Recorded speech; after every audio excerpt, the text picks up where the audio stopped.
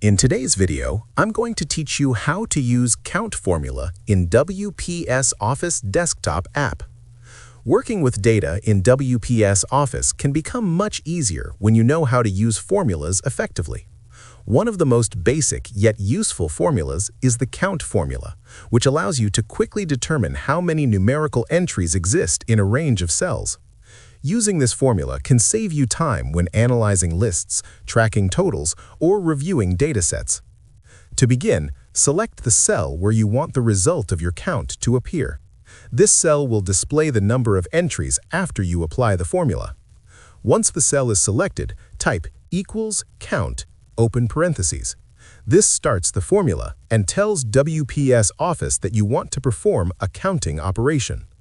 Next, highlight the range of cells that you want to include in the count. These should be the cells containing the numbers you want to calculate. Once you have selected the desired cells, close the formula with a right parentheses. At this point, your formula should look like equals count A1 colon A10 if, for example, you are counting cells from A1 to A10. After completing the formula, press Enter.